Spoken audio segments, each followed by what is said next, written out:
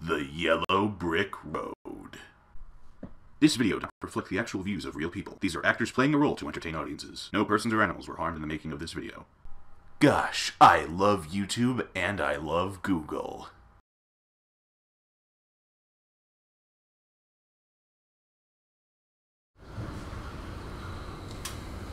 Okay, the final installment of this Jared Taylor trilogy. Thankful to Matt something for this fan request, even though he said never mind because we didn't watch the whole other thing, but we were answering questions. It's like, whatever. You know, heard enough. Alright, so this is gonna work by, what we're gonna do is we're gonna listen to Jared Taylor's full statement. Like, I think it's broken up into, he gets 10 or 20 minutes, then he gets 10 minutes, then he gets 5 minutes. So we'll do that. We're not gonna listen to the other guy. No offense to him. And we're gonna give our opinion on it. Or maybe our knowledge. Okay, so this is Jared Taylor versus Peter March, a Canadian. And yeah. Topic are Jared Taylor.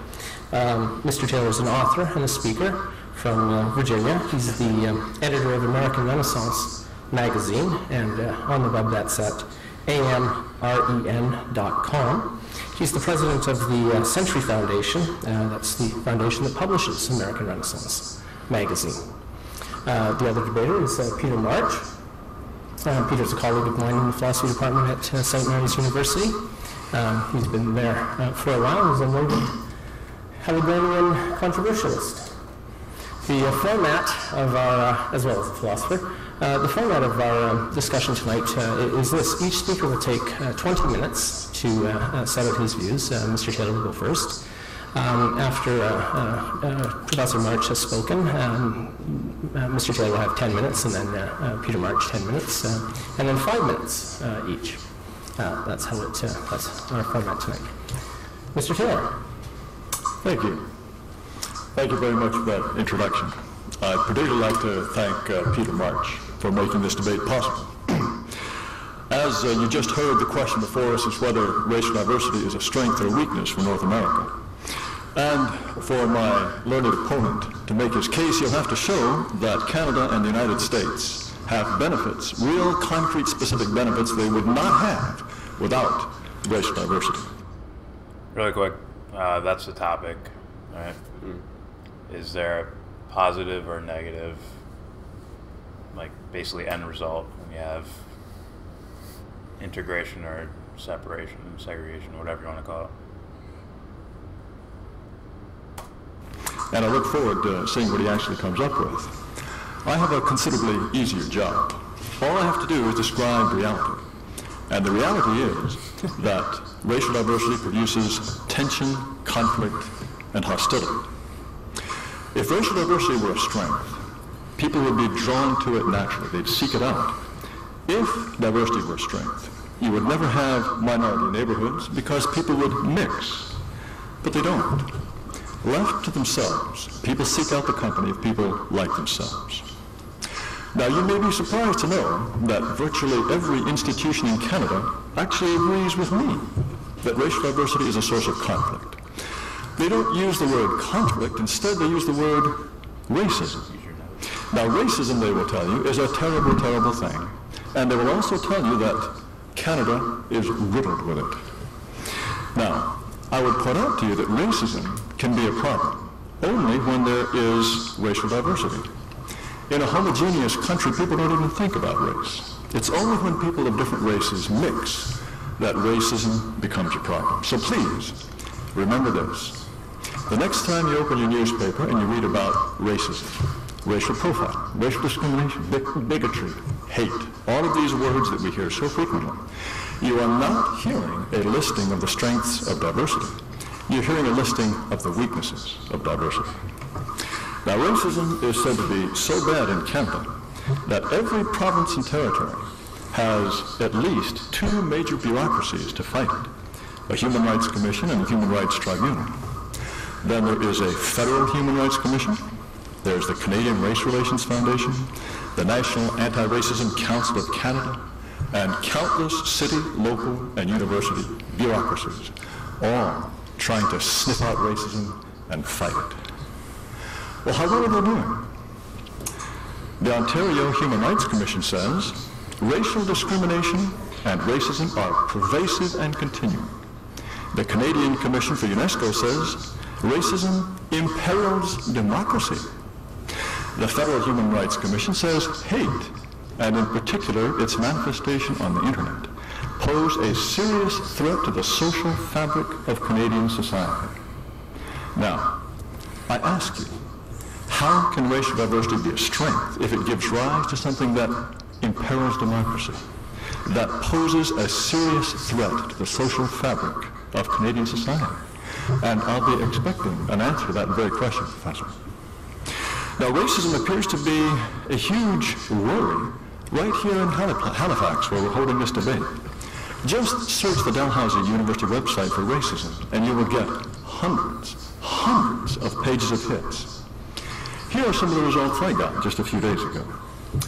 Racism within the healthcare system, racism in the criminal justice system, the racism inherent in white civilization, racism in Shakespeare's The Tempest, everyday racism in medical school, the systemic racism that is prevalent in Nova Scotia, contemporary representations of racism in children's books, systemic racism in the Ontario criminal justice system. It goes on and on and on. By golly, racism is everywhere. And this is just a tiny sample of the hits on the webpage. I'd also add that a recent survey by Statistics Canada finds that no fewer than half of blacks in Canada say they have suffered from discrimination, racial discrimination, a third of South Asians and Chinese. Now, Statistics Canada never apparently asks whites whether they have been victims of racism. And a 2003 report on immigrants living in West Central Toronto found that no fewer than 68% had suffered housing discrimination alone, much less any other kind. I might add also that in 2004, the Dominion Institute, they did a big poll of Canadians. They found that 65% said that there had been no change in the level of racism in the last 5 years. 14% said there had been a decrease, but 17% said there had been an increase in racism in the last 5 years. I ask you, is Canada losing the fight against racism? Carol Taylor, a Toronto-based academic, is quoted in the December 24th issue of the local paper here in Halifax, the Chronicle Herald, as saying, "The problem of racial profiling in Canada, both historically and currently, is a national crisis across the country." Likewise, right here in Nova Scotia, you have a Human Rights Commission. It sponsors what it calls meetings for champions of the workplace. These are discussions of, quote, challenges related to managing inclusion in the workplace. If diversity is a wonderful strength, why are there challenges? Why does it need to be managed? Why does it take a champion to get it right? In Nova Scotia, in fact, you have an entire ministry devoted to African Nova Scotians. If racial diversity is such a strength, why do you need a ministry devoted just to them? Well, there's one thing for sure about racial diversity. It means you've got to watch your language. Here in Nova Scotia, a case went all the way to the Supreme Court because one man liked to call all his friends Kimosabe. You'll recall that's what Lone Ranger called Tonto. Well, some Micmac Native American woman didn't like that. And the case went all the way to the Court of Appeals. The Human Rights Commission wanted to take it to the Supreme Court of Canada. For heaven's sake. Well, if that's what you get from a diverse workplace, no wonder it takes champions to get it right. Now, because of racial diversity, some Canadians can't even describe what's going on right before their very noses. In 2004, a Toronto City Councilman named Mike Delgrand told his local paper that Chinese were moving into his ward and that white people were moving out. Well, apparently to make such a bald and obvious statement was racism. Mr. Del Grande had to apologize. He said, quote, "I should have said many older residents of the community were moving out. I didn't say it in a politically correct way." Now, a city councilman can't even state the plain fact for fear of bruising someone's feelings. Doesn't sound like a strength to me. But bruised feelings and mutual incomprehension appear to be an inevitable part of diversity. The Supreme Court of Canada had to take up the question of whether Sikh students were allowed to carry ceremonial daggers to school with them. The Montreal School Board didn't like the idea of students running around with knives, but the Supreme Court said, of course they can. It's a matter of religious freedom. And did you know that in 2005, the Canadian Justice Department funded a $150,000 study on polygamy? You know what its conclusion was? It was that there are already so many polygamous people in Canada that we had better legalize polygamy. Once again, I ask you, do bigamists and school children with knives, do they make Canada a better place? These questions wouldn't arise without diversity. Now, the vice principal of Queen's University, Patrick Dean, may be on to something. Recently he said this, quote, "Our Canadian culture has been squeamish about gathering race-based statistics because no one wants to see ethnic makeup reduced to numbers on a page. But unless you get this kind of information, you don't really know if you have a problem." Well, I would suggest to you this. Canada does have a problem. It just doesn't want to know about it. And that's why you don't have statistics on racial differences in crime rates, illegitimacy, poverty, disease, welfare use. Now, these would be useful things to know if anyone really wanted to know whether racial diversity is a strength for Canada.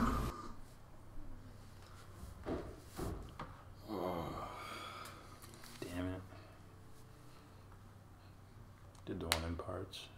And go to this one.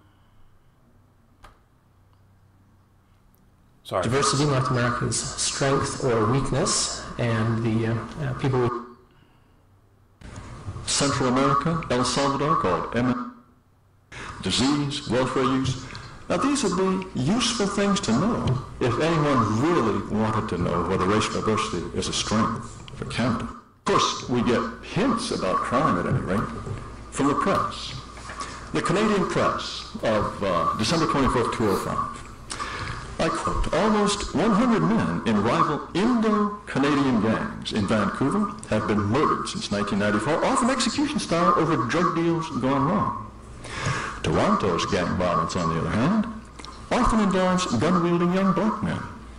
Of the more than 70 murders in the Toronto area so far this year, as many as 30 were in the black community, and many others among Asians, Latino, and Tamil gangs," said Tony Moore, Toronto's deputy police chief. Here's Globe and Mail of October 17, 2005, telling you that on a per capita basis, Winnipeg has become the murder capital of Canada. Once again, I quote, "Most of the victims of violent crime are Aboriginals, third world immigrants, gang members, homeless people, or transients. And Winnipeg's West End has long been in thrall to a gang known as the Mad Cows, made up mostly of young African immigrants." Here's the Vancouver paper, The Province. October 21st, 2005, they say, "A violent ethnic war between Filipino and Vietnamese youths in the Lower Mainland will likely escalate." Then, March 16, 2006, the Calgary Sun. Headline is, "Feared Gang Hits Calgary." Are we talking about dangerous white people here? No. It's a gang from Central America, El Salvador, called MS-13, More Racial Diversity. In 2005, black violence in Toronto got so bad that one city councilman, Michael Thompson, said police should pull over black people absolutely at random and search them for weapons. Racial profiling 100%. Was he hounded out of polite society? Well, no. He has protective coloring. He's black, you see. But he had perhaps an insider's view as to what the problem might be. Now, I will tell you, the United States is not too squeamish to collect statistics on race. And we know that when it comes to violent crime, blacks commit them at 10 to 15 times the white rate. Hispanics commit violent crime at 3 to 4 times the white rate. I suspect that you would have differentials equal to that here in Canada, but apparently you don't want to know. Now, we find a particularly fascinating diversity issue in the case of Toronto's now defunct zero-tolerance policy. Apparently, students in Toronto schools were committing so much robbery, drug dealing, sexual assault, weapons violations, that in 2000, the province passed the Safe Schools Act, requiring that any student who committed these crimes be either expelled or suspended. Well, just 4 years later, this policy had to be junked. Why? Because non-whites, in particular blacks, were being expelled and suspended way out of proportion to their numbers. Now, this story illuminates two things. First, we learn that the problem was largely non-whites. It was they who were being suspended and expelled. Second, a sensible, non-discriminatory policy had to be junked because non-whites were affected disproportionately. So here we have a situation in which racial diversity both caused the problem and made it impossible to implement a sensible solution. And while we're on the subject of Toronto schools, in 2005, a black school board member, Lloyd, proposed that it might be necessary to set up all black schools because integrated schools were failing blacks. Too many dropouts, too many expulsions. And just last April, right here in Halifax, a black educator named Wade Smith recommended the same thing. Integrated schools are doing such a poor job for blacks that he wanted a school just for blacks. Now, I thought that segregation was bad for blacks. Now, apparently, black people are telling us integration is bad for blacks. It certainly sounds as though racial diversity is a mighty tricky business. Back to Toronto. In 2005, a coalition of 22 black community groups, well, hold on, let's stop right there. A coalition of 22 black community groups? What do all those groups do? Why do there need to be 22 of them? Why are they all exclusively black? Do their members all sit around and celebrate the strengths of diversity? I suspect not. But let's continue with this story. A Toronto coalition of 22 black community groups, disgusted by gun murders in the city, wants a separate set of rules and institutions for blacks. This is from the Toronto Sun. Separate rules and institutions. A whole coalition of 22 groups. The article continues. Margaret Parsons, executive director of the African Canadian Legal Clinic, says, Canada's vaunted policy of multiculturalism has blinded authorities to systemic racism against blacks, even as they adopt policies of inclusion and integration. Now, the poor, bloody white man just can't get it right, can he? Here he is adopting policies of inclusion and integration, but all that does is blind him to systemic racism against blacks. And I'm still supposed to believe that racial diversity is a strength. Of course, now you have a problem with Muslims. Just last summer, police arrested a group that were planning to storm the Parliament building, hold parliamentarians hostage, perhaps even behead the Prime Minister. More strength, I suppose. But on a somewhat lighter note, Toronto's Muslims take their children out of classes that are designed to give them the right attitude towards homosexuals so frequently that the Toronto Prime Minister had to get involved. Dalton McGuinness himself had to beg Muslims to let their children take these classes. Well, diversity is a mighty tricky business. Then there's Canada's oldest experiment in racial diversity. That is to say, relations between whites and Aboriginals. Now, this must be a very strong relationship indeed, because it goes back the farthest. And if diversity is strength, this would be mighty, mighty strong. Well, it was even used in America when Indians took over the town of Caledonia, Ontario, and chased out all the white people. Now, Maclean's magazine warns of more in an article of December 27th of 2006. They say, quote, Canada should brace for more dramatic displays of Aboriginal defiance in 2007, warn Native leaders, who say that the First Nations frustration that boiled over in a small Ontario town this year may well be the tipping point for decades of simmering Aboriginal anger. Simmering Aboriginal anger. Decades of it. I guess it must be another strength that somehow went wrong. On the very day of the McLean's article, you know what the Mohawk Nation News says? I don't suspect you read that too often, but what they said was, quote, I'll quote again, "Don't get any ideas that we'll become Canadians. No way. We can and will handle our own affairs, so get out of our way while the going is good. Canada, you know, everything belongs to us, and we're getting it all back." Ladies and gentlemen, let's face the facts squarely. Racial diversity in Canada, just as it is in the United States, is an ordeal. If it were a strength, non-whites wouldn't set up countless groups to promote their interests. If it were a strength, no one would need diversity managers, sensitivity training. If it were a strength, you wouldn't need commissions, tribunals, councils to solve the problems it creates. And just take a look around the world. Wherever people are killing each other most diligently, they're killing each other because of diversity. Whether it's religion, race, language, that is why people are at each other's throats. The Soviet Union broke up because of race and ethnicity. So did Czechoslovakia, Yugoslavia. Zimbabwe is expelling white farmers only because they're white. Now, diversity, therefore, of the kind that Canada is promoting is one of the most obviously divisive forces on the planet. How anyone can consider it a strength, I don't know. But my 20 minutes are up, so I guess we will now find out from Professor March. Thank you. Wow. That was long.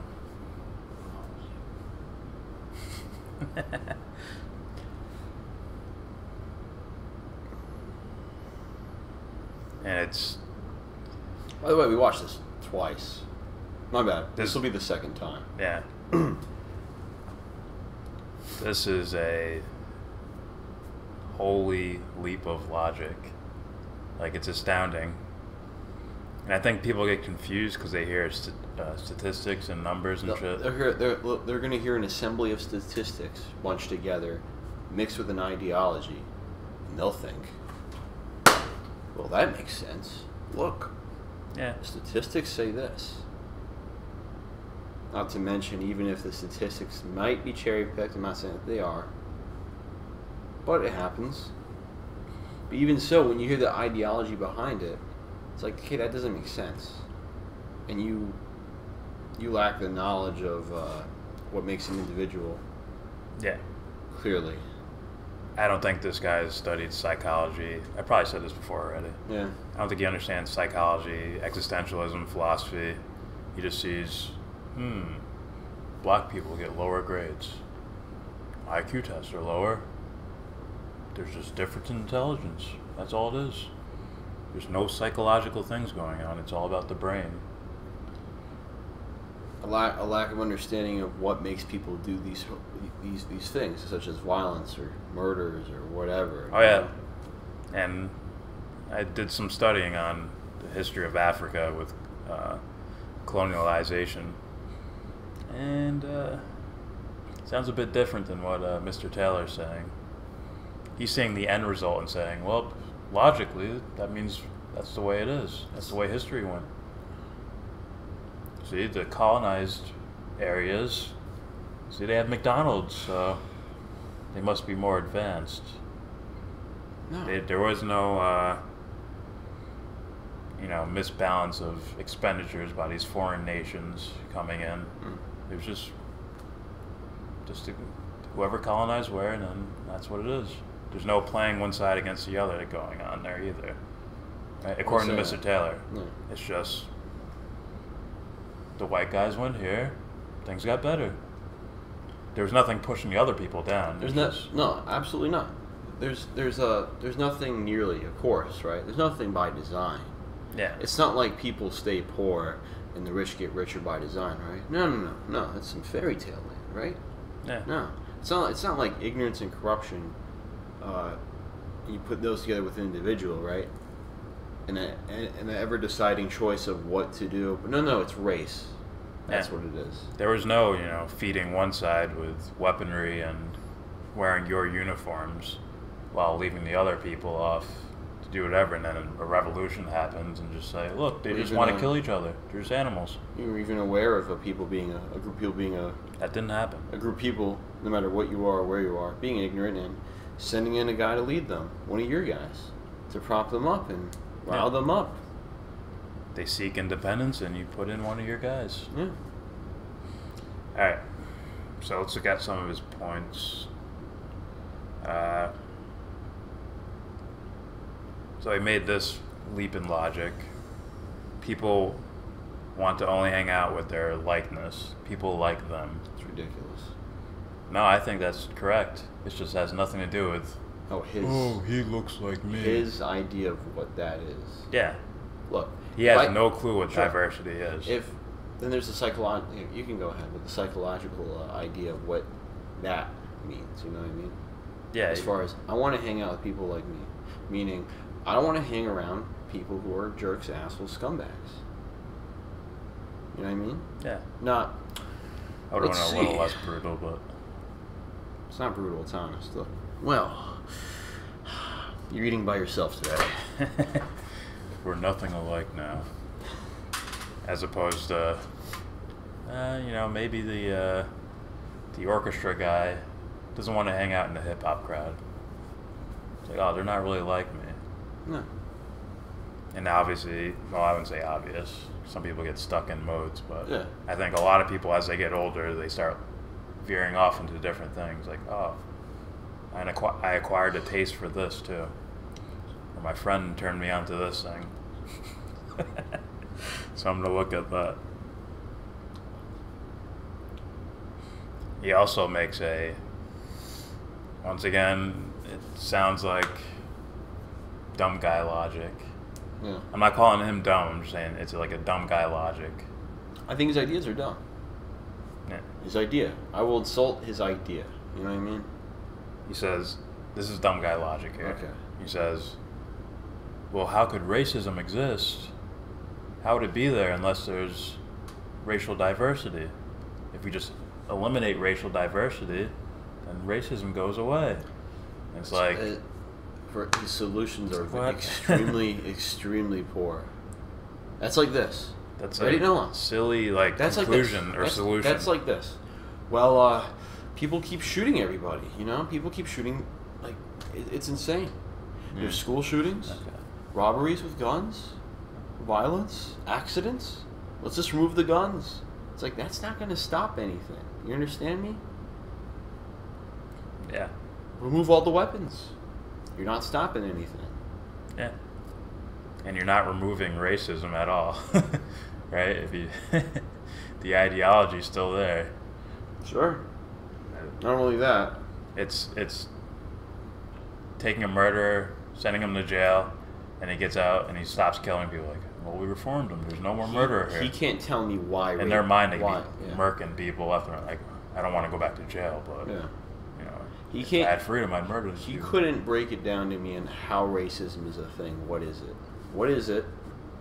What is it really? You know? And how does that happen? Well, he couldn't do it without using a shitload of someone else's work and probably excluding certain things and accepting some other Most things. likely. That's the way it seems to me. Racism is basically ignorance. Yeah. You know, I really wouldn't call anybody racist, to be honest with you. It's just a fucking shit ton of ignorance packed up into a little ball, and people dribble with it, and that's what happens. Like he's the cause of my problems, man. Is he really? Well, his people. It's like, you see how that sounds silly here? Like, yeah. Like, the one thing I will bring up that I probably agree with him is people forcing diversity. Like, sure. Like, you two, you have to hang out now. Yeah. It's like, no, they should be looking for their likeness. Exactly. And their likeness is who they are as a person, right? Rather than this, okay, all the council here, we're going to elect the people that are the best for the job. How come there's no women here? Mm-hmm. It didn't really occur to me, and it didn't really matter, you know? Yeah. It's like, well, Betty applied for the job. Yes, but I believe she wasn't qualified. so did everybody else on the board. No offense to Betty. Yeah. She was like, well, how come there's no Hispanics here? Like, dude, I don't, like, it doesn't matter how tall, what size, what shape, you know? You get what I mean? And those guys, they give these the Jared Taylor types energy and give him potency with what he says. Well, the ignorance of people will give these guys room to spread their wings. That's why he argues against them, because he can make a case versus them. Yeah. It's ass backwards, but it's still a case to be made because Yeah. you're looking at things that way. Mm. It's a good thing this guy's saying this stuff. So, yeah, that means I can prop up the truth. You know. Yeah, it's ass backwards logic to what I think he's doing. What it seems obvious that he's doing is basically saying that diversity is a negative on its own. Like, even if it happened naturally, it would be a negative. It's ridiculous. Now he's going to make, now his arguments are in the sense of you can't force diversity. Like, okay, if you read that at face value, like, yes, I agree with that. But I don't think he's going there. I mean, let's not be stupid here. It clearly sounds like he's saying there should be just straight up separation. He wants forced separation. That's what it sounds like throughout all his arguments. It's horrible. He's not really saying it, but he's giving you like the only. It's weird. Like, it's like he's building everything around a path that's basically only going to lead you to that. Well, I guess it's the only option right here. See, it's the only thing we can do. I'm like, it's funny how you never really clearly said it. Yeah. You know what I mean? And you look at it philosophically, it's pretty blatant that it's neutral. It's diversity or lack of diversity. It's like, it has nothing to do with whether a society goes good or bad. It's all about moral goodness or moral, let's say, poorness. That's what it has nothing to do with diversity or Absolutely not. Or collectivism. And also when he uses the terms, like these terms, it's clearly showing that he's lacking the knowledge of what these really mean. Such as, I'm not going to quote him, but let's say he uses the words, the right thing, like, goodness, morality, an individual. You clearly don't understand what these mean. Yeah. And if you did, then you wouldn't be using them and such, to support your bogus theory. And it's his statistics don't matter. Okay? Because he's also putting his ideology around it. You know what I'm saying? Well, he ignores certain things, like the big scheme of the world. Sure. So, again, that's like you in a ballroom dancing with your partner, and everybody else is in there with you, and there's a dead body on the ground, and whether you see it or not, is very important. Because whether you don't see it, it's you're just kind of like, in your own la la land, And then when you see it, when you see the dead body, there comes the question whether, well, what are you going to do, man? Something's wrong here. Or you ignore it. You step over the homeless man in the city. Not my problem. Or, you just ignore it. La, la, la, la, la. Nothing's wrong here. I don't know. He's dangerously ignorant to these things. It's dangerously ignorant to himself. And then when you have people supporting it, that's the other thing.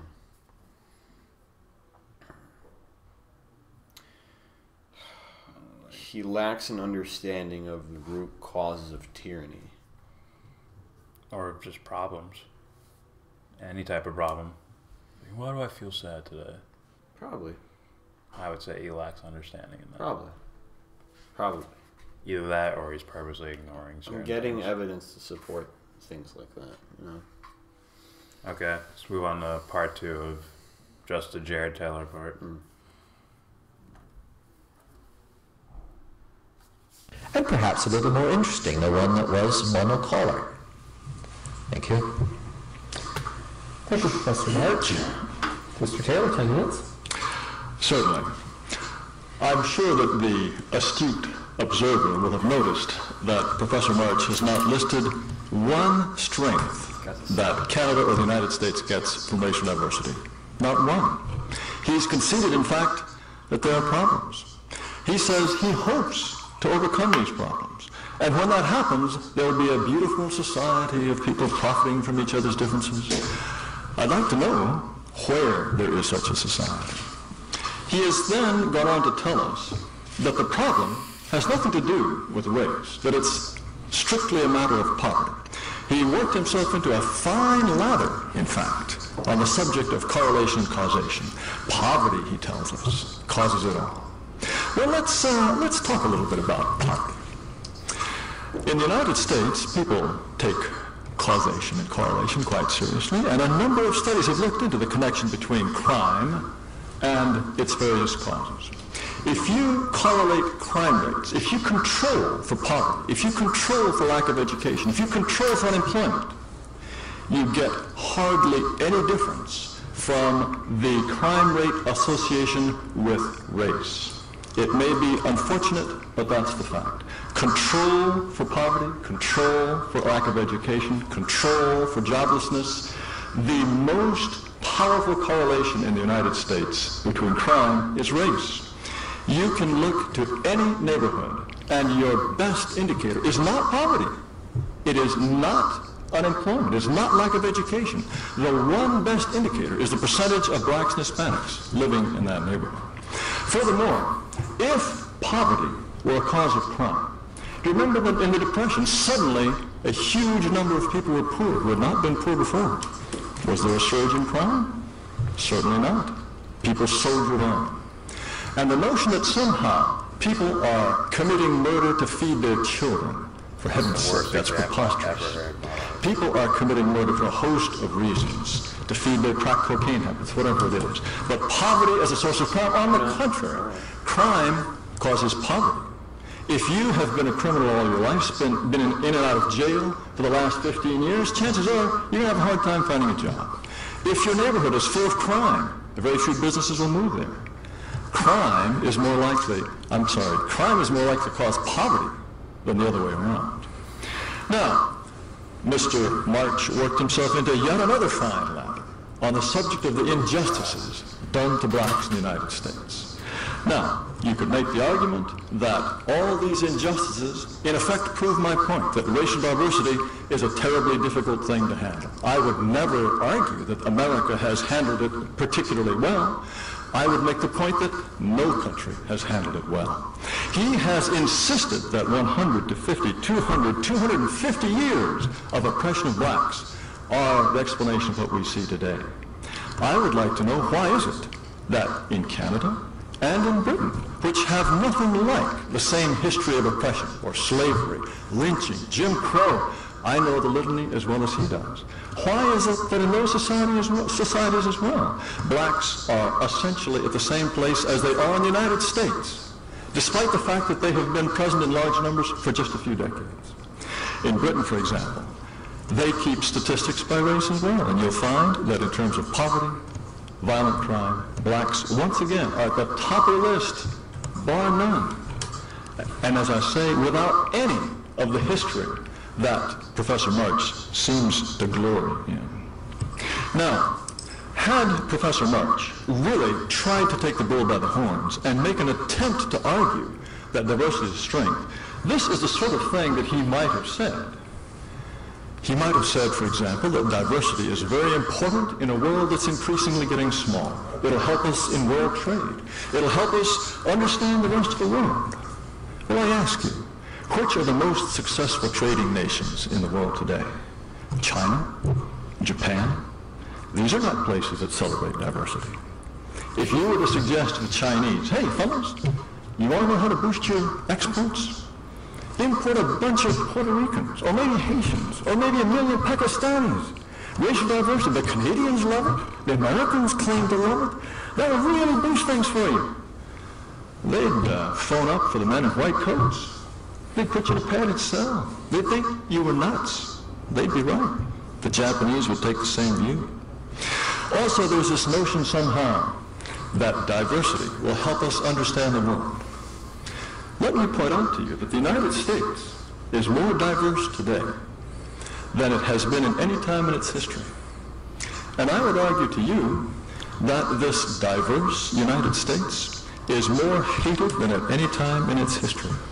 And it's not simply because it was powerful, because it is powerful. Recall 1945. At that time, the United States is relatively more powerful vis-a-vis the rest of the world than it is today. Supremely powerful.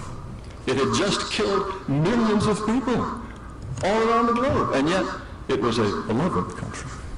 It was also a country, by the way, that was racially homogeneous. But somehow the idea that if we have a few of these, a few of those, a couple of dozen of them living here that will somehow understand the world better, that we will be tuned in, doesn't seem to work for America, does it?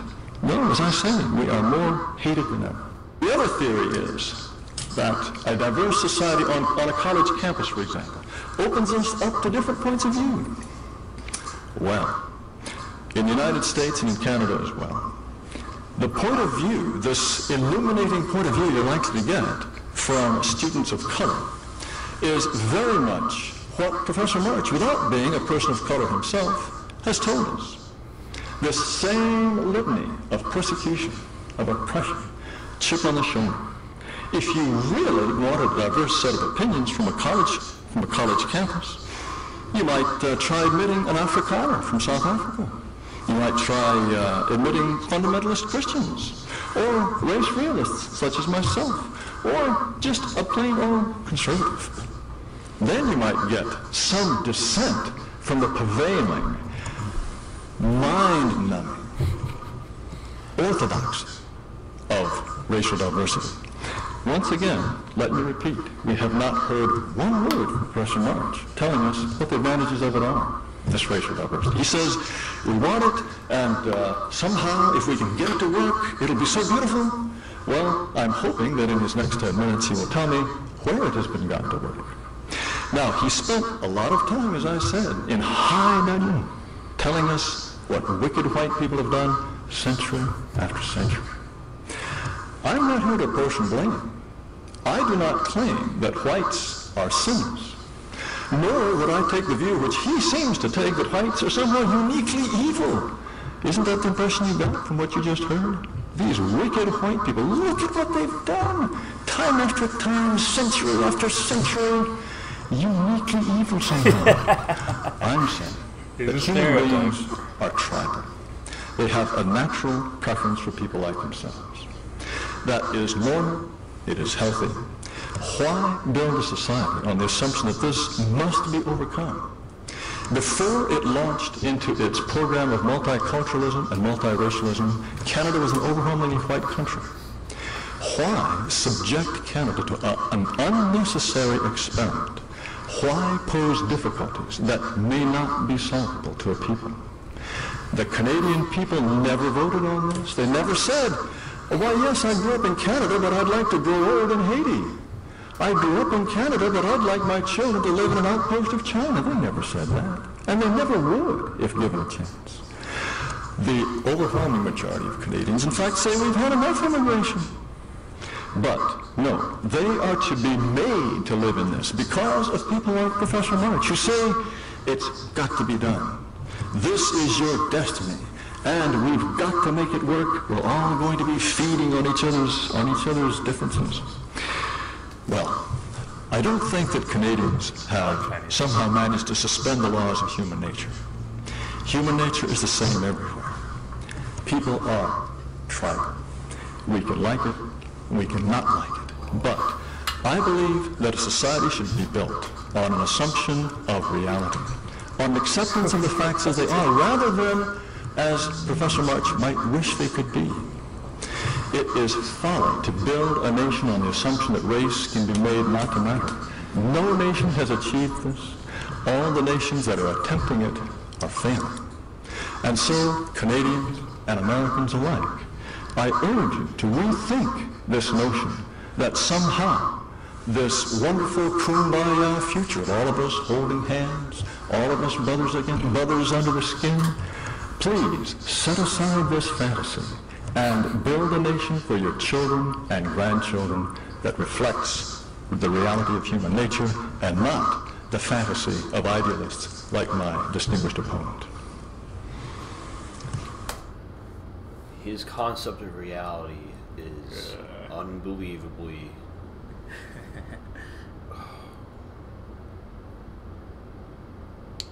Let's see. It's just, man, like, fuck. Is it out there? It's so, like, fucking, you know, ridiculous. Once again, yeah. How can you have an idea of what reality is if you don't even know?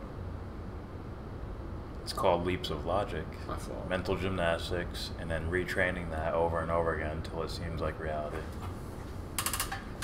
That's exactly like person with a philosophical I fucked up my existential. words, by the way, just saying. Person with a philosophical existential understanding can just not do any study, just listen to it and be like, no, something way off. At times like this, I wish Tessarian would do debates. Yeah. You know, I really wish. You know, I wish he would. But he clearly stated he wanted to be the guy that would give people tools. You know. So he makes claims like,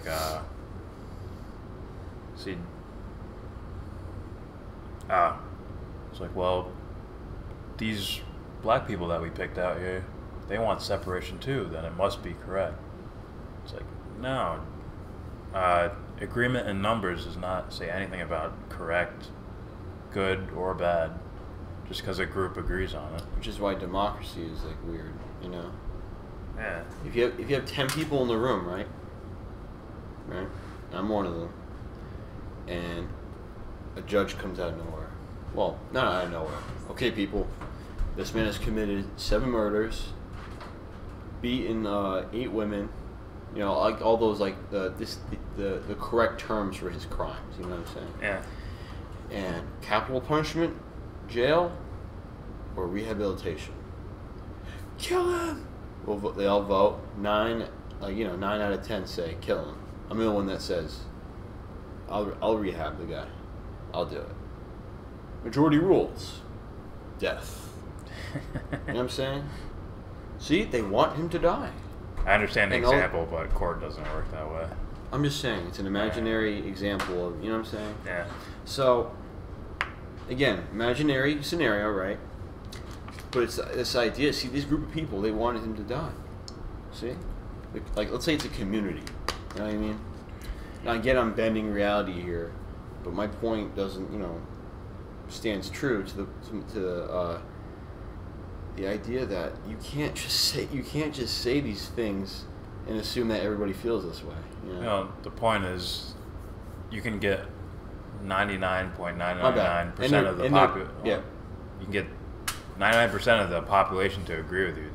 That says nothing about correct or incorrect. Sure, they could be a bunch of ignorant people. Especially on like complete ignorance. Completely. And I think that's the majority of people on the planet, which is why this guy can have an argument. Yeah. By the way, I'm not saying and believe he's right. I'm not saying they're evil, vindictive people. I'm saying they're neutral, ignorant people, and they do bad shit. Doesn't make you know what I mean? Yeah. So. And he's making these simple baby arguments that anyone can pick apart. Like, well, the person I'm arguing with, they can't list any strengths in diversity. It's like, well, there is no inherent strength. Wait, ready? It's not inherent. Ready? 500 pounds! oh, I lost it all. My strength. There's no inherent strength of diversity or segregation. Yeah. Like, in my mind, it's like, that's blatantly obvious.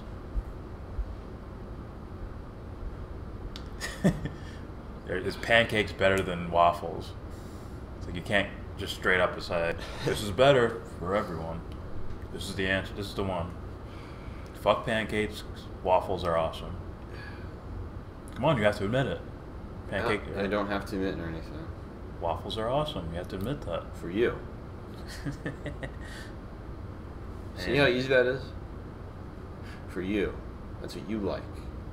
I might like something else. I might not like either or. You know what I mean? It's look, and just because by the way, we listened to the responses of his opponent, And again, He hit some points. Yeah, but he didn't. He went with the social points, yeah. but he didn't go. They credit him as a philosopher, but he didn't really go there. No, not He at all. just went to, you know, if you're enslaved for 200-something years, Yeah, you're gonna then feel this way. just throw you out into society. Like, Yeah. all right, good. Yeah.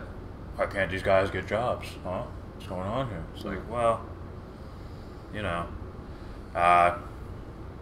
Another thing, it sounds like pseudoscience when he talks about controls within the, when he's talking about crimes, I believe, crime percentages. He's like, we have controls here. Like, that's a scientific term. Like, no, you're not doing science there, dude.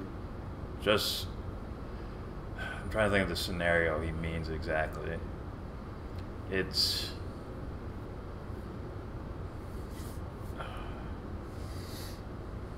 okay, here's the scenario. We're listening. If, I was like, oh, he's thinking on the red pill. He's eating the red pill right now. He can't think. No, see, if I was Jimmy Kimmel, we're gonna go commercial break. I got him. You lose. And when we come back, we'll talk about contour makeup.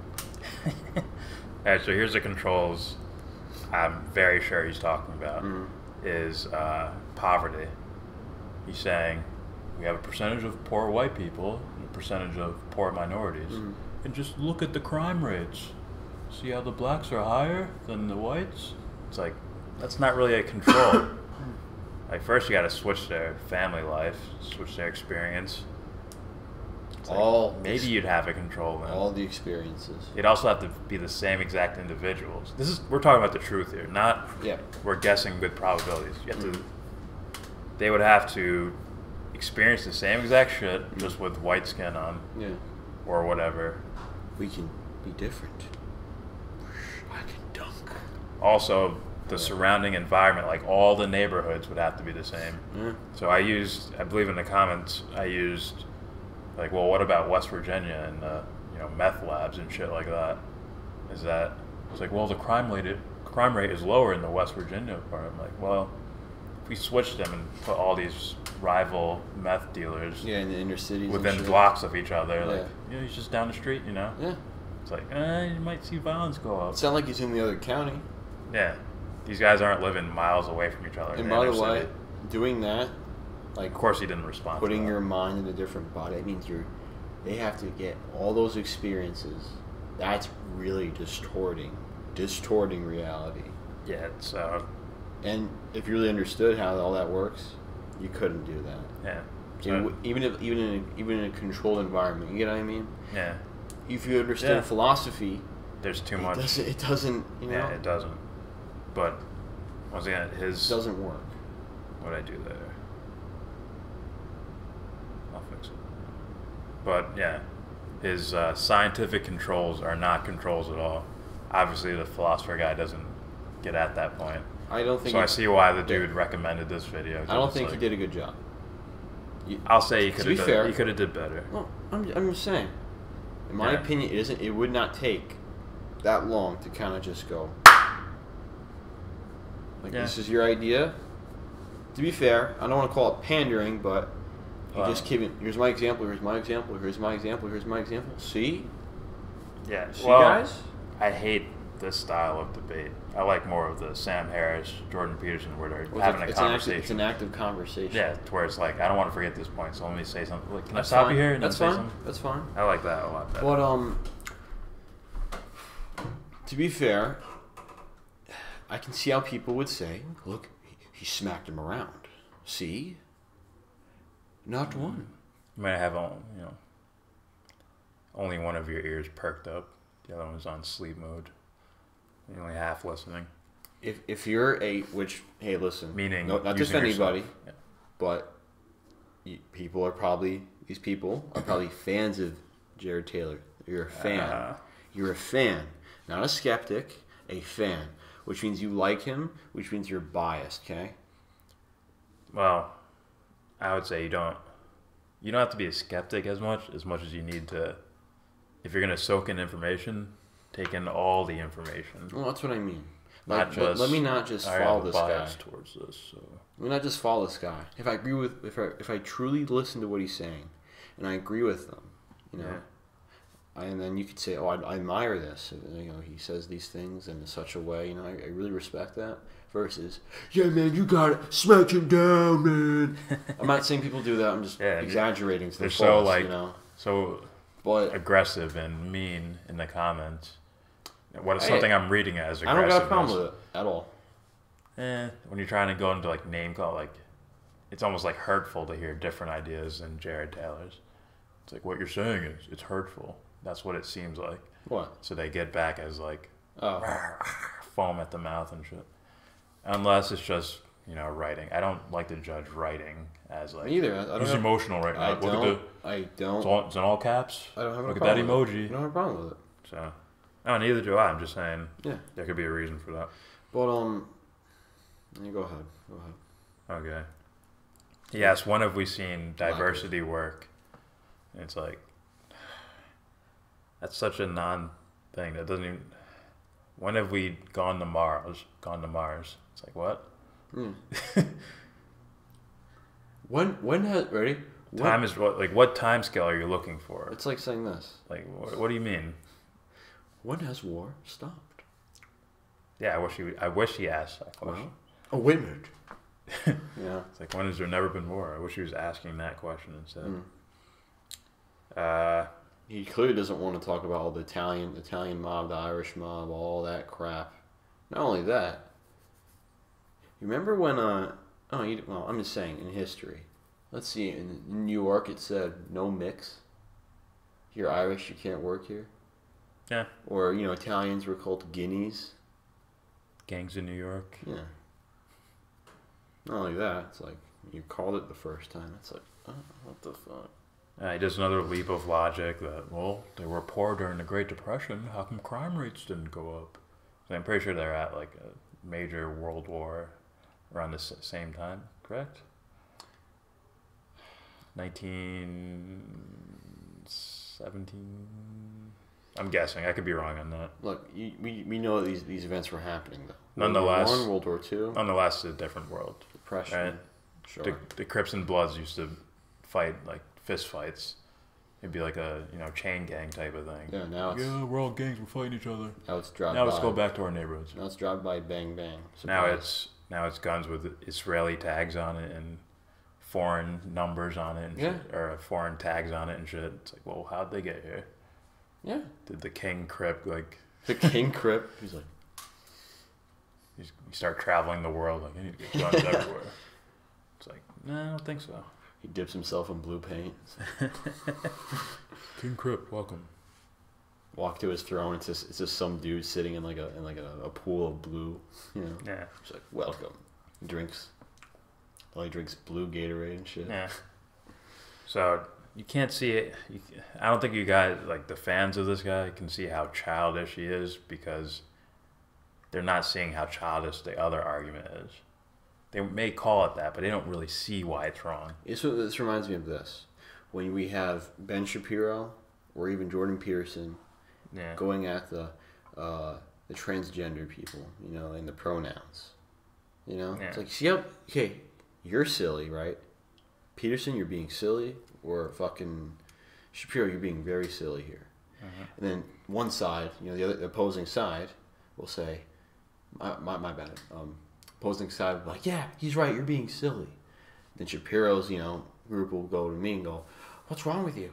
And I'm like, no, you're being silly too. And they'll both get yelled at me. I'm like, guys, if you just listen, just calm down and listen how ridiculous this is. Okay? Yeah, these ideas are not, I mean, I know you're talking about Shapiro, but Shapiro's way more sophisticated ideologically. Probably. Sam Harris is way more sophisticated ideologically. Like, Sam Harris shits on this guy. He's like, nah. Yeah. There's something off there. Yeah. And it's pretty obvious once you think of it. It is. You guys guys who are fans of him should watch, you don't have to watch a different ideology. Just watch debates between intellectuals and hear the things they're saying to where you have to, like, really think and dig through layers to see why you agree or disagree with their point. Sure. And then that's why you can hear it, just listen to him. Just like immediately. And his ideas fall apart. Sure. Like, what? And immediately when he talks about racial identity, there's no such thing as racial identity. If you really look, if you understand what identity is, identity, who you identify as, who you are, you know? Well, you're moving towards metaphysical stuff, which Just wait. I don't think you Just guys wait. anywhere near understand. That's not the point. I'm saying if you listen to that, right, you'll be able to fucking pick apart that immediately. Then he equates it to, well, these are the reasons why. You know, racial diversity don't work. Yeah. Like, you lack the knowledge of this. So how can you say these things? And immediately it will crumble. Versus when you have two opposing sides, two people who are intellectuals. I understand what you mean, but it's an opinion. But I understand. Yeah, I understand. a Sophisticated idea versus another sophisticated idea. Whether it's silly or not, you got to listen to what they're saying. Be able to break them down. Yeah, and you'll be able to see when they say one thing or the other. Break it down. Where you're like, oh, that's bullshit. Sure. And that's when you can listen to him and be like, instantly, almost and you instantaneously, like, that's off. And you won't hop on the board the statistics and the studies say this train, you know? Well, he's right. 10%. You know? I'm not trying to insult anybody. Well, I understand how, you know? I think Harris says he misuses the data. Hey, a lot of people to where will it's do not that. scientific at all. It becomes an ideology. Okay? Just like this, really quick, and then we can keep going. It's like, to support my theory or ideology, I'm going to use these studies I did, whether they're, you know, they could be legit or not, but let's say they're legitimate. But I put a twist on them, right? To the point where I say this. See? 98% say that they think the white people should leave. It's the truth. That's what they think. I'm like, no. First of all, I know where you got that statistic from. Second of all, let's understand what statistics are. They're measurements, okay? That does not equal truth. Truth is an absolute. It's above, okay? What these studies are, science is most likely to be. We create a theory to support that, and we immediately create a theory against it. It is never the truth. But these people will bend it around their fucking finger and use it to say, it's the truth. See? It's a fact. Fact. Even that word. Yeah. What does that really mean? Truth. Absolute. That doesn't mean 99%.999. Like, no. That doesn't mean anything. Let me jump in here. You got to add the... My bad. It means something, but not the truth. Go ahead. You have to add something. When you're talking about people, you need to add something qualitative with your quantitative measurement, right? Because you're dealing with people. What if 99% of the planet is dumbasses? And then you do like, see, 99% of people want to go to war. Yeah. It's like, no, you need to add the qualitative value of those 99% or whoever you're testing. Okay, just quick 2 points. Makes it, once again, a giant leap of logic on what human nature is, and says people just want to hang out with likeness. I think we explained that one already. Yeah. And then this one was the big one. This was I was like, what? Get ready. He says the U.S. is hated now more than it was during like the World War II era. It's like, even after we killed 1 million people during the World Wars, you know? Yeah, why do they hate us more now? It's not about power, right? We had a lot of power back then. We were killing people. Why do they hate us more now? It's like, you added that in with diversity? I could have swore it was us empire building and bombing the shit out of the world. There was racism back then. Yeah, but that's not... I'm just saying, really quick, that's purposely ignoring that as well. Yes. You're ignoring the racism towards Italians, towards the Irish, Yeah. even the groups like in the Italian groups, and then you have food. I'll grab it. And it's like one thing. So yeah, the U.S., the foreign wars. I mean,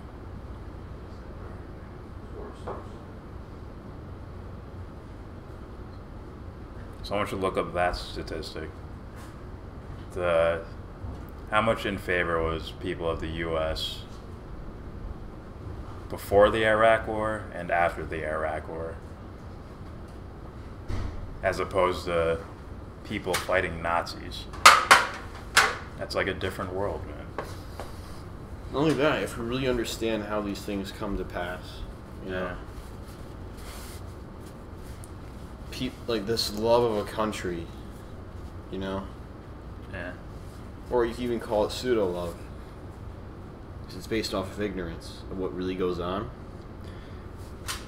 You know, there's theories out there, that, and there's evidence to support this theory that the United States government wanted to go into World War II. Very possibly. Very possibly, right? And then there's this perception of, well, we're the good guys. We're fighting the Nazis, for Christ's sakes, who was basically, they might be the last out in front empire of the world. Yes. And let's say Blatantly. let's say Desert Storm, the sequel, they fucking, at first, everyone was for it because 9/11 happened. Sure. But then people found like, oh, they lied to us about the weapons of mass destruction. Sure. And then that, everyone started. The U.S. hated the U.S. after that shit. They're like, fuck George Bush. They were Popular opinion, I believe, was lower than the Vietnam War. most of the nation was fuck George Bush, Yeah. fuck the U.S. government. Yeah. So I don't know how diversity got into that. Again, it's mixing your ideology on something, putting a study with it, and then saying, see? And people say, well, it's a study. I'm not trying. I'm not trying to insult anybody, but even considering that itself is just unbelievably ridiculous. It's like you're insulting yourself. You're insulting your own intelligence, man. You know, I don't know what to say. It's like no matter. Look, and I guarantee you, someone's gonna. You know, someone will say something. Someone will say, "Check out this video." Okay, I don't need to look at any more of this. Yeah. I'm hearing the same thing. I don't know if I said this before, but this is probably our last one. Unless he does something crazy, this is our last Jared Taylor video. I think. It was a trilogy. You just gotta end it sometimes. Alright, this will be his last 5 minutes, I believe he has. Yeah. Alright. Don't show the drugs. Yes. This will be my last opportunity to address you, so I will take this opportunity to point out that Professor March still has not given us a single advantage of racial diversity. He's told us over and over how wonderful it would be if racial diversity could be made to work. How lovely it would be if we could all love each other and live together peacefully. He's said this I don't know how many times, but it hasn't happened. It simply hasn't happened. Maybe we should do the... What? I was saying, hey, it's only 5 minutes, so we hit pause in between whatever one. You could. It's like, nah, I don't think we need to. Huh. I don't even think we'll have much to say at the end of this. Or not. It'll just be like, I think we said it all, man. He also says human nature can be changed. Well, that reminds me of an attempt made to change human nature that dates back to the early part of the 20th century. Oh, now he's entering philosophy now. When he's talking about the idea of can you change human nature or not, it's like, yeah, you can. We created the term. We created what it is. Thus, we can change it. Who came up with the word human nature? Who described what they're calling human nature? It's like, didn't like human nature come out of a box somewhere and say, hey, this is human nature, I'm right here. It's like, no, it's not a physical thing. Although he'll make that claim. There's evidence. See, it's here. Look, right here in your brain. It's just like this, right? Let's say there's beings out there. Whenever they're angry, on the back of their head, there's a light bulb or a part of their head that lights up. It goes red. When they're happy, it's green. See? He's angry because the light turned red. You see? Look. That's it, exactly. It's like, no, man. You ever think it's just a result? just so happened, you know. Like you could simply break that apart by like connecting like electrical wire, like just kill one of them, collect electrical wire, and then like start circuiting so the light turns on. Like, see, he's angry now. It's like, no, he's dead, man. You're dangling with the machinery. Communism. Communism was based on a very appealing idea, the idea that somehow human nature could be changed, that selfishness could be overcome, that people really could be taught to live from each according to his ability to each according to his need. This was... Just close that. What? I think I went to a different page by accident. Oh, what's wrong? That's a slide or something? Oh. Oops. Nah, I'm done with it now. I Okay. just hit a button by Alright, now it's talking about communism, right? And what is communism?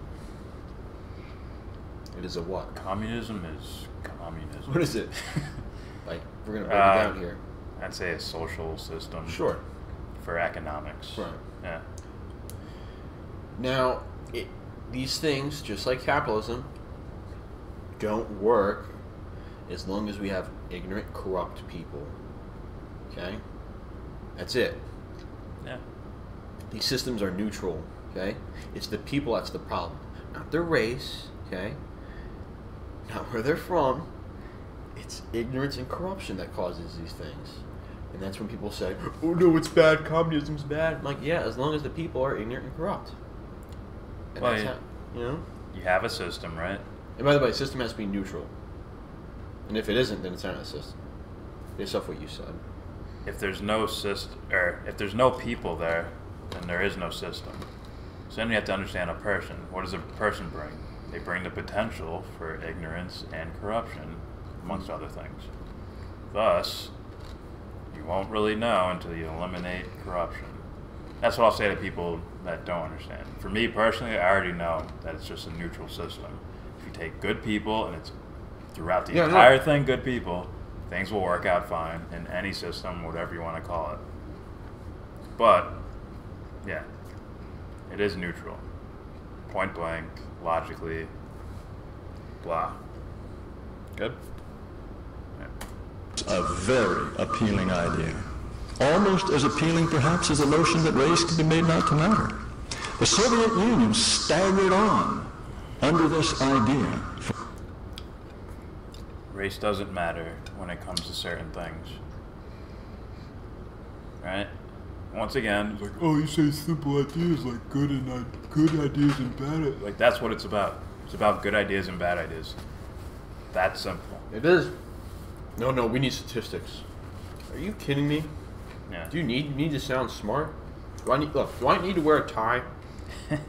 Do I need to talk a specific way? You need to say something controversial so that you can gather a fan. Like, he's brave.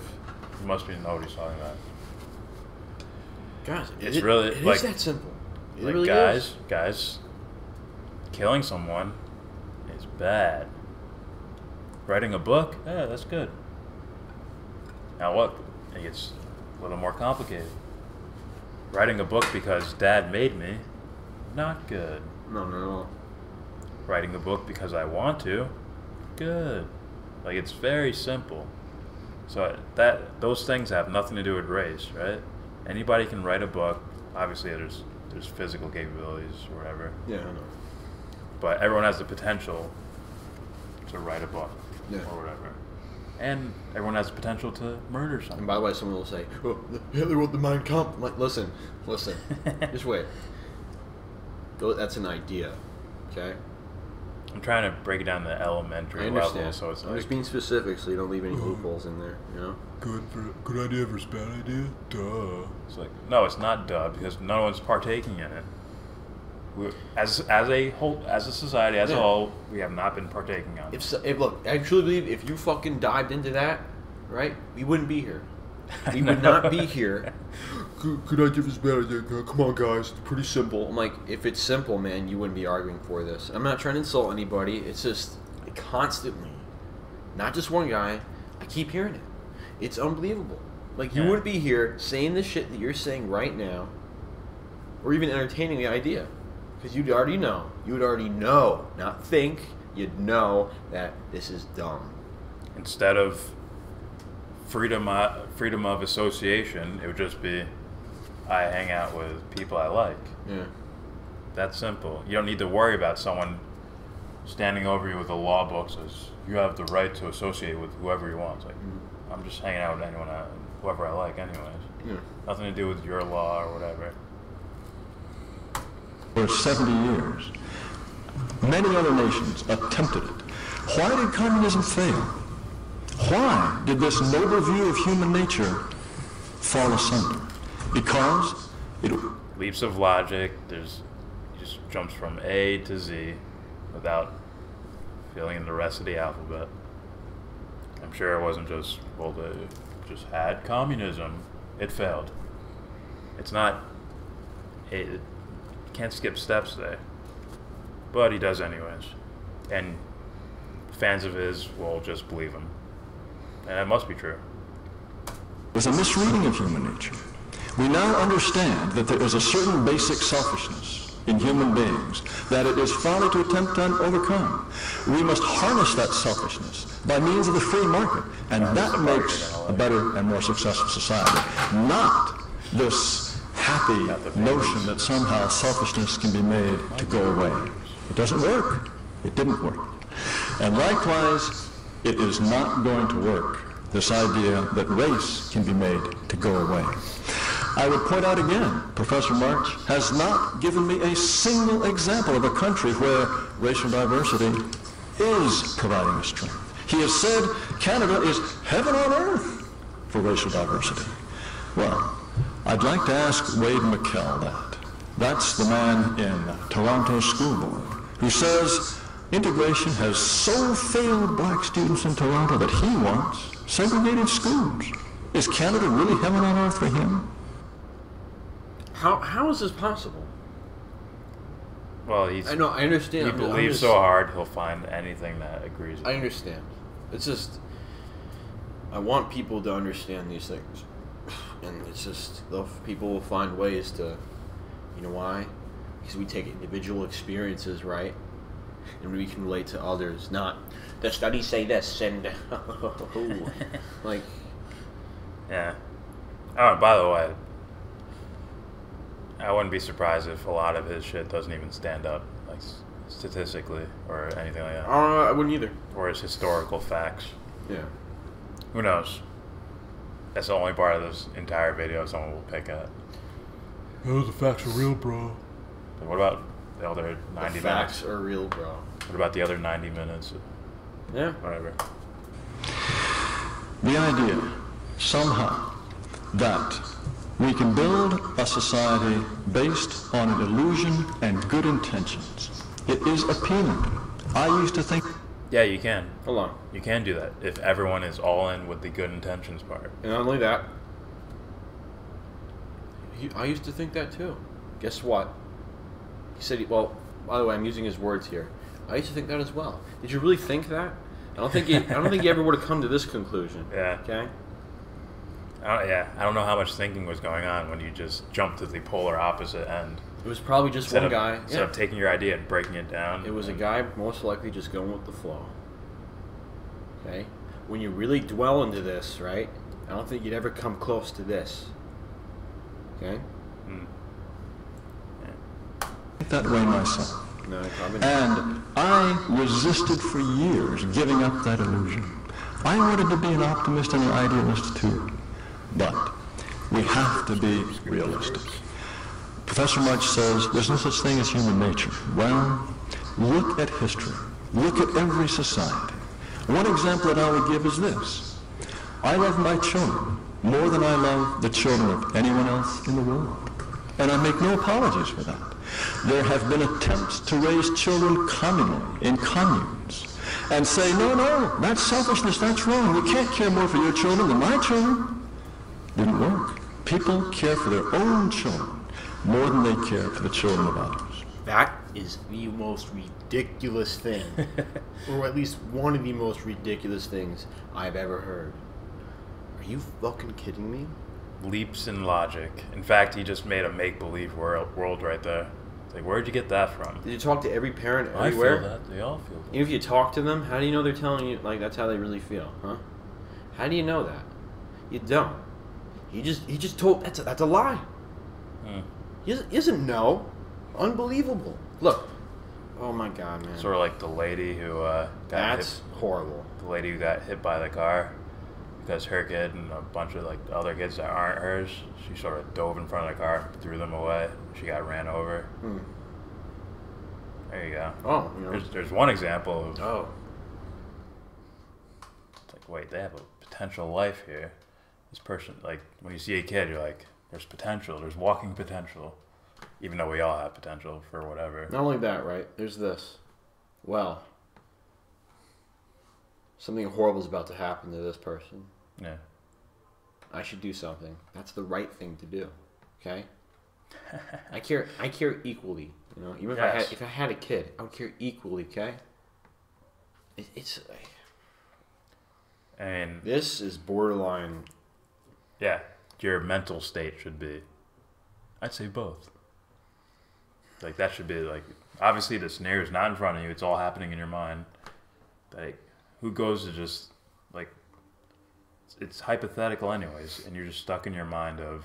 Well, I just saved my kid over this one. Like, what brought you to that thought? How do you even feel that? Like, listen, Billy. In my mind, I'm like, I'm saving everything. You just, everyone and anything, you know. Yeah. That shouldn't even be a thought. Maybe when you're coming down the road to this decision, you're like, you already know that's what you're supposed to do. You know what I mean? But even now, it's like, I'd like to be an optimist, but this. I'm like, what the fuck? You never. And once again, he's like, you just entertain that idea, just like his other ideas. How weird and not weird, my bad. How ridiculous is that? Listen, I care about my son more than your son. Okay? Like what the fuck, man? Yeah. It's shit like this this is why bad ideas happen. This is why my bad. Bad ideas, right? Emerge and the results, okay? Yeah. It's like just like this, man. I've heard it. It's not just him. Yo, take care of your own, man. What about your family and nothing else? Fuck that. It's dum-dums.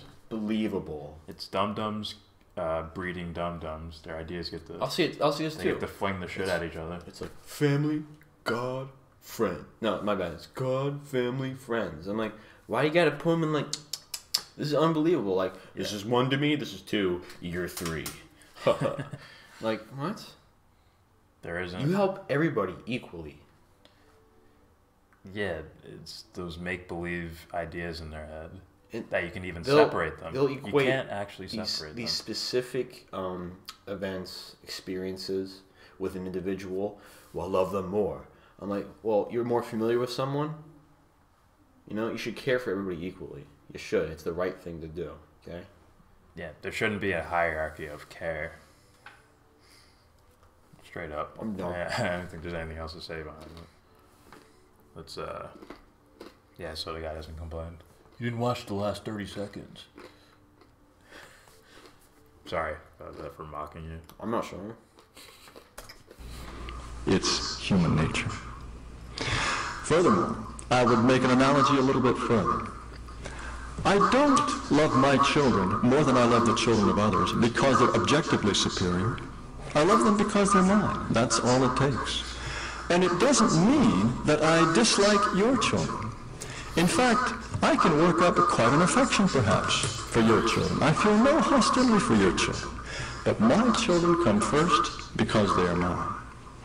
Now, a race is a person's extended family.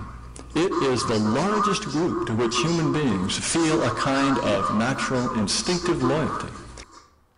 No. Fuck, man. No, it's not. How come I don't remember that from yesterday, listening to this? Maybe we're like, okay, enough listening to this guy. Holy shit. He's saying there's a natural, like... inclination. Yeah. No, there isn't. And when we say innate goodness, it's like crazy. Like, what are you talking about? That's crazy. You know what grouping is? Like grouping, right? You know what I mean? Like a team, a gang, right? A gang mentality. And I'm being very specific when I say this, right? Yeah, grouping. You're taught. Sometimes people are taught, like, this is the mentality, man. You got to adopt this, man. And people do it. Like, whether let's just say it's an ignorant or Yes. corrupt type of mentality. Yes. And then people will form that. And it's just a walking idea. And then people say, man, look at all those Italians, man. Fucking, you know what I mean? Fuck, he's dumb. He's really... Look, his ideas are dumb. They're dumb, right? Yeah. I don't know how to even put this, okay? I think that's why we're done with this guy's videos and stuff. He's simple. It's This like- shit's simple, man. What? These are not sophisticated ideas. It's like an illusion to something this is the answer. Look, He's he doesn't... oblivious of self-awareness or something. Exactly. I can't see a person coming to that This conclusion. guy does not know what the problem is. And if he doesn't know what the problem is, then he damn well won't fucking know the solution. And this is not the guy... Look, this is not the guy that you want. The fucking, like, if anybody ever comes down from, like, the sky or something, I got this, just wait. Somebody comes down from the sky and asks us, someone needs to speak for us, what's the problem here? And he fucking says it, he's the one, holy shit, are we doomed? They'd leave. They're like, they're not ready yet. Wherever they do. Alien or Jesus, whichever one. It's like, fuck. That's ignorance of your own self.